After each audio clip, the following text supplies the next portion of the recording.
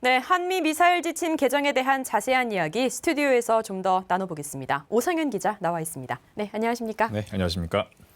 네, 오 기자. 고체 연료 사용 제한이 해제됐다. 이게 이번에 개정된 한미 미사일 지침의 주요 내용인데요. 그래서 뭐가 달라진다는 건지 사실 잘 와닿지 않는 분들도 계실 거거든요. 무슨 의미가 있는 건가요? 일단 이 고체 연료가 뭘 의미하는지부터 좀 알아봐야겠죠. 이 탄도든 뭐 아니면 위성이든 위에 실린 물체를 쏘아 올리려면 그 힘을 가하는 연료가 있어야 됩니다. 그 연료의 형태가 이제 고체일 수도 있고 액체일 수도 있는 거죠. 그런데 이번에 한미 미사일 지침을 개정한 것에 따르면 27일까지는 초당 100만 파운드를 밀어올리는 힘 이하의 고체 연료만 사용할 수 있었습니다. 그런데 이제 우주 발사체가 우주로 날아가려면 초당 5천에서 6천만 파운드의 밀어올리는 힘이 필요하거든요. 그러니까 우리나라는 지금 이 지침에 따르면 약 50에서 60분의 1 수준만 사용할 수 있도록 제약을 받고 있었던 거죠. 그런 제약이 이번에 풀렸다는 건데요. 그래서 이게 왜 중요하냐? 이 고체 연료가 값이 싸다는 게 그 첫 번째 이유입니다. 같은 힘을 내기 위해서 액체 연료는 고체 연료에 비해서 약 10배의 돈이 든다는 건데요. 청와대 관계자는 이를 두고 짜장면 한 그릇을 이 10톤 트럭에 배달하는 것과 같은 개념이다라고 비유를 하기도 했습니다. 특히 이 낮은 궤도의 위성을 쌓아 올릴 때 굳이 액체 연료를 쓸 필요 없이 고체 연료를 쓰면 되는데 우리나라는 그동안 그렇게 못했다고는 것이고 이번 지침 개정의 이제 합의를 통해서 고체 연료를 자유롭게 개발하고 쓸 수 있게 됐다는 겁니다. 두 번째는 이 효용성의 문제인데요.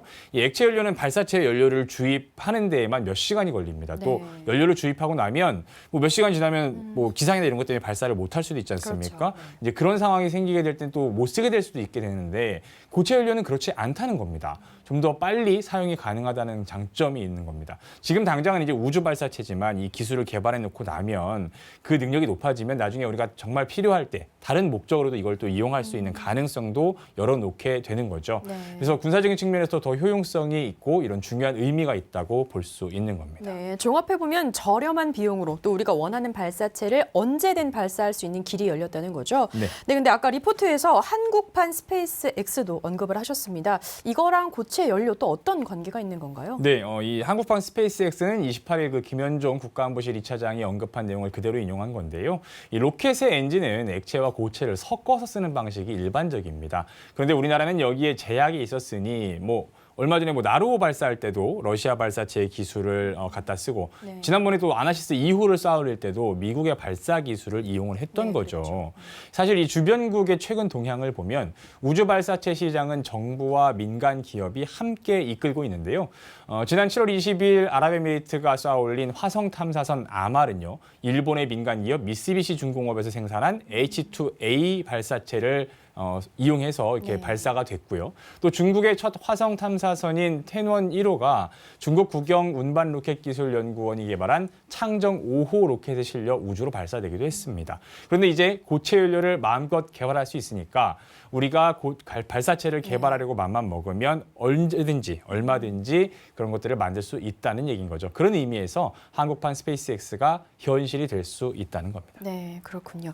다시 군사적인 문제로 한번 돌아와 보겠습니다. 네. 사실 군사적인 목적으로만 본다면 800km로 묶여있는 사거리 제한을 이번에 왜 풀지 않았느냐 이런 이야기도 하고 있거든요. 여기에 대한 청와대의 입장은 어떻습니까? 청와대 설명은 좀 간단했습니다. 우선 사거리 제한 문제는요. 그동안 이 표현을 그대로 옮기자면 in due time, 즉 굳이 번역하자면 때가 되면 해결될 것이다라는 겁니다. 그런데 이번에 고체 연료 사용 제한 문제를 먼저 해결하기로 한 건요. 두 가지 측면이 있다고 설명을 했는데요. 하나는 우주 발사체 개발과 우주 산업 발전 이것이 먼저라는 것이고 또 하나는 뭔가를 멀리 보내는 기술보다는 우리의 눈과 귀 역할을 하는 인공위성의 이 필요성을 감안했을 때 이것이 더 중요하다고 판단했다는 겁니다. 즉, 이 전작권 전환에서나 또 북한의 미사일 도발 같은 사안이 벌어졌을 때 우리의 현재 감시 정찰 능력보다 지금보다 이제 빨리 강화할 필요가 있는데 이를 위해 꼭 필요한 조치였다라고 해석할 수 있습니다. 네, 우리가 원할 때 원하는 만큼의 기술을 사용할 수 있게 됐다. 우주 주권을 되찾았다는 말이 어떤 의미인지 알 것 같습니다. 네, 오늘 수고하셨습니다. 고맙습니다.